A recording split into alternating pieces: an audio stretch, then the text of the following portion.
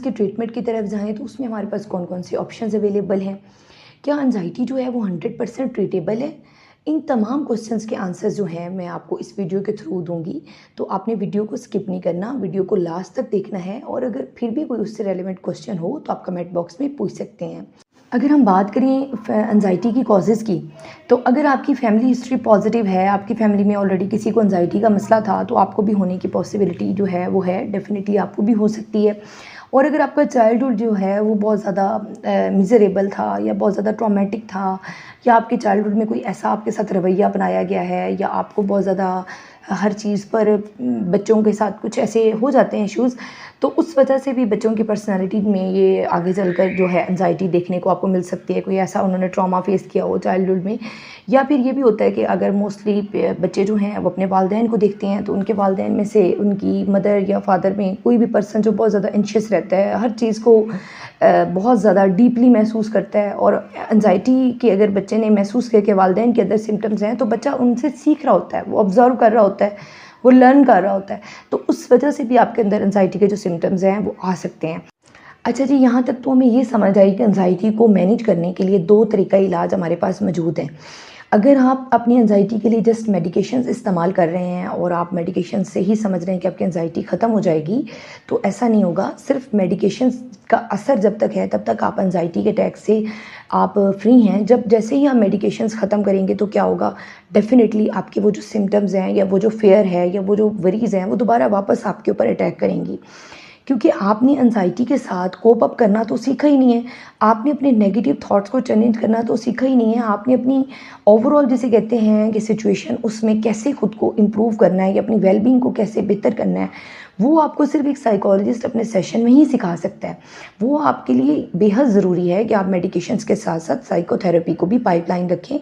CBT کے through اپنی جو تھاٹس ہیں ان کو چیلنج کریں اور اپنی نیگیٹو تھاٹس کی بجائے پازیٹیو تھاٹس کو جنریٹ کریں. بیسیکلی اس انزائٹی جو ہے وہ ایک ویشل سرکل ہے. جب آپ کے مائنڈ میں کوئی بھی سچویشن جو کہ آپ کے لیے ان ایکسپیکٹڈ ہوتی ہے، یا کوئی بھی فیئر ہے یا کوئی بھی ایسا خوف ہے، اکثر تو خوف مستقبل کو لے کر لوگوں کو ہوتے ہیں کہ جی ہمارے بچوں کو یہ نہ ہو جائے، مجھے کچھ نہ ہو جائے، یا یہ جو میری جاب ہے یہ نہ چلی جائے، یا پھر میں لیٹ پہنچی ہوں تو پھر میری انسلٹ نہ کر دی جائے، یا میرا بونس نہ بند کر دیا جائے. تو مطلب یہ چیزیں موسٹلی جو ہیں وہ آپ کے فیوچر سے ریلیونٹ ہوتی ہیں. اگر آپ اپنی ان بیہیویئرس کو پازیٹیو بیہیویئرس کے ساتھ نہیں کنورٹ کریں گے تو پھر کیا ہوگا کہ یہ تو پھر آپ کی جیسے ہی میڈیکیشنز بند ہوگی تو یہ سمٹمز آپ کو دوبارہ بھی محسوس ہونا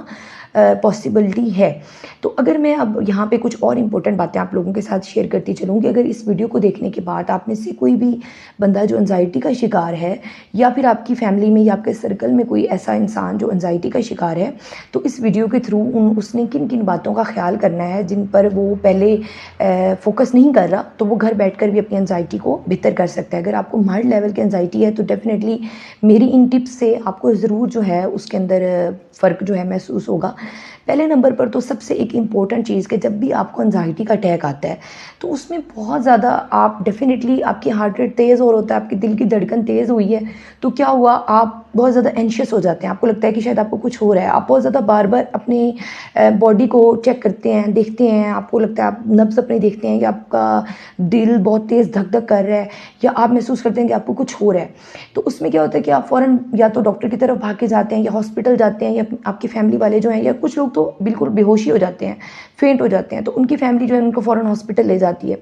دیکھیں، سب سے پہلے تو آپ کو یہ سمجھنے کی ضرورت ہے کہ اگر آپ کے آلریڈی سارے ٹیسٹ کلیئر ہیں، آپ کو رپورٹس میں کچھ بھی نہیں ہے، آپ کا ہارٹ کا جو آپ کہہ لیں کہ ECG کلیئر ہے، آپ کا باقی تمام معاملات اوکے ہیں، آپ کو کوئی بیماری نہیں ہے، ڈاکٹرز کے ساتھ آپ کی ملٹیپل کنسلٹیشنز ہو چکی ہیں، اور پھر اس کے بعد بھی آپ کو انزائٹی کے اس طرح کے اٹیک آتے ہیں، تو پھر تو آپ کو ایک چیز سمجھنی ہے کہ سب سے پہلے اپنے آپ کو پرسکون کریں. جو کہ آپ کے مائنڈ میں تو ظاہری بات ہے، آپ تو نہیں جا رہے کہ آپ ریسٹ لیس ہوں، تو پرسکون کرنے سے مراد میرا یہاں پہ یہ ہے کہ آپ پہلے سکون سے بیٹھ جائیں، گھر پہ ہی بیٹھ جائیں، जिस जगह पे आप ऑफिस में हैं, कहीं पे भी हैं, वर्क प्लेस में, आप रिलैक्स होकर बैठ जाएं, कहीं पे भी भागने की ज़रूरत नहीं है। ये उस सूरत में है जब आपके तमाम टेस्ट ओके हैं। ये नहीं कि आपका खुदा न खास्ता कोई दिल का मसला आ रहा हो या कोई आपकी मेडिकल हिस्ट्री में कोई हाइपरटेंशन या डायबिटीज़ के आप किसी चीज़ के मरीज़ हैं, तो फिर तो डेफिनेटली आपकी सिचुएशन डिफरेंट होगी। ये मैं उस सिचुएशन में बात कर रही हूँ जब आपके तमाम टेस्ट ओके हैं और फिर आपको एंजाइटी का अटैक आता है। तो दैन आपने नॉर्मल एंजाइटी, जिसे आप कह लें कि माइल्ड लेवल की एंजाइटी को आप घर पे भी मैनेज कर सकते हैं। आप आराम से बैठ जाएं, चेयर पे बैठ जाएं या बेड पे बैठ जाएं या किसी भी जगह पर पुरसकून तरीके से बैठ जाएं। अपने आप को रिलैक्स करें, जिसे कह लें कि पॉजिटिव जो है सेल्फ अफर्मेशन वो अप्लाई करें। ब्रीदिंग एक्सरसाइजेज जो हैं, डीप ब्रीदिंग, वो बहुत ज़्यादा हेल्पफुल साबित हो सकती है। नाक से लंबी गहरी सांस खींचें और मुंह के ज़रिए निकालें। जैसे नाक से आप लंबी गहरी सांस खींचेंगे और मुंह के ज़रिए उसको निकालेंगे, 5 to 10 टाइम जो है इसको रिपीट करें। क्योंकि डेफिनेटली जब आप शैलो ब्रीदिंग कर रहे होते हैं तो आपकी ऑक्सीजन जो है फेफड़ों में प्रॉपरली नहीं जा पा रही होती। जब आप डीप ब्रीदिंग करेंगे रिलैक्स होकर, और कुछ लोगों को तो वैसे सांस लेने में भी दिक्कत आ रही होती है, बहुत ज़्यादा बहुत डिफ़िकल्टी आ रही होती है, सॉरी, तो उसमें जो है आपने नहीं हो पा रही आपसे ब्रीदिंग एक्सरसाइज, तो फिर खुद को सिर्फ काम डाउन करें, रिलैक्स करें। अगर आप एकदम ठंडे पानी से अपना मुंह धो लेते हैं या शावर ले लेते हैं, उससे भी बेहतरी आएगी। अगर आप ये करते हैं कि जी आप कोई ना कोई ऐसा टास्क रीडिंग कर लें, बुक पढ़ना स्टार्ट कर दें। मुझे अंदाज़ा है कि उस वक्त आप लोग सोच रहे हैं कि हमारे तो सिम्टम इतने वर्स्ट होते हैं, तो हम कैसे एक बुक पढ़ना स्टार्ट कर दें या फिर हम कैसे ये नॉर्मल खुद को फील करना। देखिए, ये आपने महसूस करना है, ये चीज़ें आपने करनी है, क्योंकि जब आप एक स्टेट में जाते हैं और आप बहुत ज़्यादा जब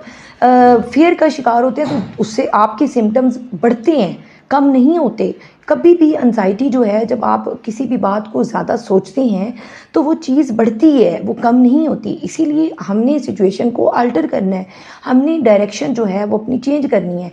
किसी भी काम में ख़ुद को मसरूफ़ करना है, या फिर समवन आप कह लें कि अपने लिए किसी को हेल्प के लिए बुला लें, अपनी किसी फ्रेंड को फ़ोन कर लें या अपने किसी फ्रेंड से बात कर लें। कुछ लोगों को अपनी सिचुएशन जो है दूसरों को बताने से भी एंजाइटी में कमी आती है, वो अच्छा फील करते हैं। आप जो है ब्रीदिंग एक्सरसाइज नहीं कर सकते तो फिर आप एटलीस्ट नहा लें। नहाने वाला ऑप्शन आपके पास नहीं है तो आप क्या करें कि आप अपने आप को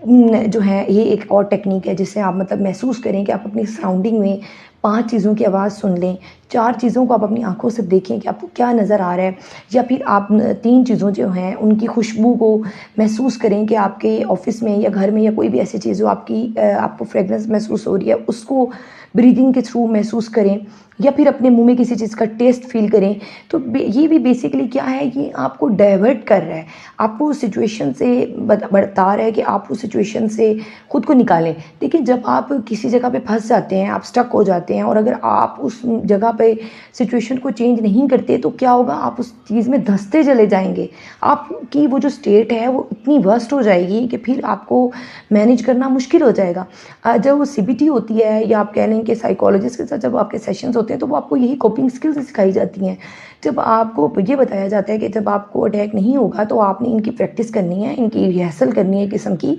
और जब आपको पैनिक अटैक या आपको एंजाइटी का अटैक महसूस होने लगे तो आपने ये सारे तमाम मामलात जो हैं, जो आपने रिहर्सल किया या जो आपको सिखाया गया है, वो आपने उस वक्त अपने माइंड में सब कुछ दोबारा दोहराना है, ताकि अपने आप को काम डाउन करें, अपनी एंजाइटी को मैनेज करें। सबसे पहले खुद को बताना होता है कि सब ठीक है, ये मेरे माइंड के अंदर एक सोच है जो आ गई है, जिसको मैंने मैनेज करना है या जिसको मैंने ओवरकम करना है। मैं ठीक हूँ, मैं सेफ़ हूँ, मुझे कुछ भी नहीं है। तो ये सारे जो जुमले हैं, इससे भी क्या होता है कि आपके माइंड के अंदर एक पॉजिटिविटी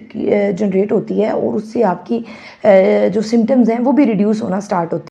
साइकोथेरेपी से बेसिकली आपकी एंजाइटी को कैसे मैनेज किया जाता है, उसमें आपके लिए मोस्ट कॉमन एक थेरेपी प्लान की जाती है, जिसे CBT कहते हैं, कॉग्निटिव बिहेवियरल थेरेपी, या फिर आपको एक्सपोजर रिस्पॉन्स जो है प्रिवेंशन थेरेपी की तरफ लेके जाया जाता है कि आपको आपकी जो फेयर है या जो आपको स्टेट आपको एंशियस कर देती है, बहुत ज़्यादा वरी कॉज करती है, और जिसकी वजह से आपके बॉडी में जो है सिम्टम्स आपकी बॉडी जो है प्रेजेंट करती है, उस फेयर के साथ आपको एक्सपोजर करवाया जाता है। फिर आपको उस फेयर को ओवरकम करना जो है, रिलैक्स करना सिखाया जाता है। मतलब फॉर एग्जांपल कि अगर पेशेंट कहता है कि जी उसको एंजाइटी का जब अटैक आता है तो उसके दिल की धड़कन बहुत तेज़ हो जाती है, مطلب شیلو بریدنگ ہو جاتی ہے، ڈیفیکلٹی ان بریدنگ ہے، یا بہت زیادہ سفوکیشن محسوس ہوتی ہے، لگتا ہے کہ دل جو ہے وہ بند ہو رہا ہے یا دل باہر نکل کے آ رہا ہے، تو ان کو ہم جب ہمارے پاس کلینک میں آتے ہیں تو ہم ان کو یہ کہتے ہیں کہ آپ یا تو سیڑھیاں چڑھ کے آئیں بہت، یا ان سے کوئی ایسا کام کروایا جاتا ہے جس سے ان کی بریدنگ جو ہے وہ ارریگولر ہو جائے، شارٹنیس آف بریتھ فیل کریں، یا پھر وہ جو اٹیک ہے اس کے سمٹمز جو ہیں دوبارہ وہاں پر ایٹ دا اسپاٹ کلینک میں سائیکالوجسٹ ہوتا ہے، وہ اپنی پریزنس میں کوشش کرتا ہے کہ وہ اٹیک ان کو آئے، تاکہ وہ سمٹمز جو ہیں ان کو کیسے اوور کم کرنا ہے، کیسے مینیج کرنا ہے، وہ ریلیکسنگ ٹیکنیکس جو ہوتی ہیں وہ سائیکالوجسٹ اپنی پریزنس میں ان کو سکھاتا ہے، ان کو بعد میں بھی بتاتا ہے کہ آپ کو اگر گھر میں یہ جب اٹیک آئے گا تو آپ نے اس کو اس طریقے سے مینیج کرنا ہے۔ یہ تو بیسیکلی ہو گئی سائیکو تھیراپی کی بات۔ تو اگر اب میں یہ بات کروں کہ 100% انزائٹی جو ہے وہ ٹریٹیبل ہے، تو ڈیفینیٹلی اگر آپ اس کو ٹائملی، جیسے ہی آپ محسوس کریں کہ آپ کے اندر اس طرح کے کوئی بھی سمٹمز آ رہے ہیں، اور اگر آپ اس کو ٹائملی جو ہے ایویلویٹ کرتے ہیں، آپ کسی اسپیشلسٹ کی اس میں ہیلپ لیتے ہیں، تو آپ کے لیے بہت فائدہ مند ہو جائے گا۔ آپ کا جو علاج ہے وہ فوراً ہی، کیونکہ آپ انیشیل فیز پہ ہوں گے تو فوراً جو ہے اس کا سائیکو تھراپی سے بھی ایڈریس کیا جا سکے گا۔ بٹ اگر آپ ڈیلے کر دیتے ہیں، اور اکثر جو دیکھا گیا ہے لوگ جو ہیں وہ بہت زیادہ انزائٹی کے ساتھ انفارچونیٹلی زندگی گزارتے رہتے ہیں، اور وہ سمجھتے ہیں کہ شاید اس کا تو کوئی علاج نہیں ہے،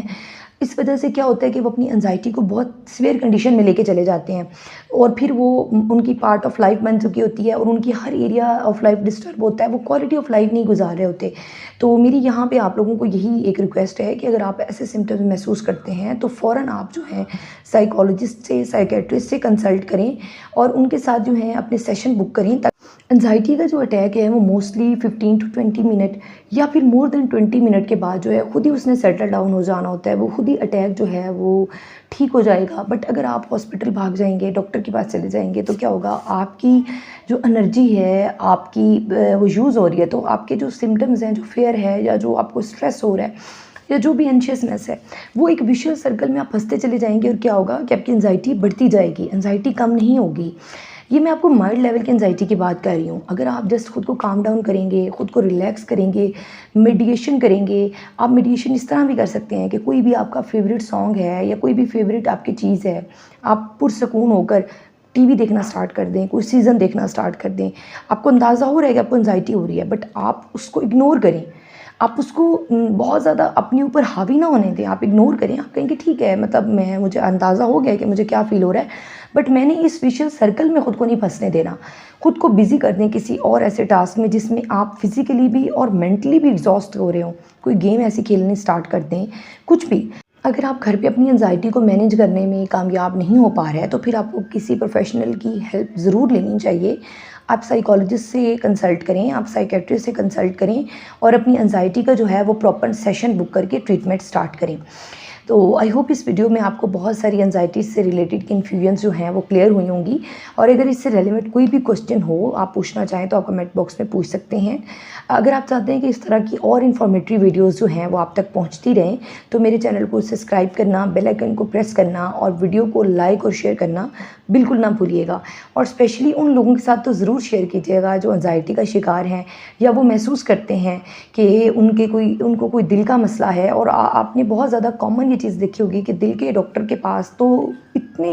نمبر آف پیشنٹس ہوتے ہیں، کیونکہ وہ چھوٹا سا جو سمٹم ہے اس میں بھی وہ ریلیٹ کر لیتے ہیں کہ شاید ان کو کوئی ہارٹ اٹیک ہو رہا ہے یا کوئی ہارٹ سے ریلیٹڈ پرابلم ہو گیا ہے۔ اور موسٹلی جو ہیں ڈاکٹرز کے پاس، جو ہارٹ سے ریلیٹڈ ڈاکٹرز ہیں، اسپیشلسٹ ہیں، ان کے پاس اسپیشلی سائیکولوجیکلی ایل پیشنٹس ہوتے ہیں، موسٹ آف دا ٹائم ان کو انزائٹی کا اٹیک آ رہا ہوتا ہے۔ تو یہ ویڈیو ان تک ضرور شیئر کیجیے گا تاکہ لوگوں کو جو ہے اویئرنیس ہو سکے، وہ سمجھ پائیں، وہ بیسکلی انڈرسٹینڈ کر پائیں کہ ان کو پرابلم کیا ہے اور انہوں نے کس اسپیشلسٹ کو کنسلٹ کرنا ہے۔ تو اپنا بہت سارا خیال رکھیے گا۔ Take care. اللہ حافظ۔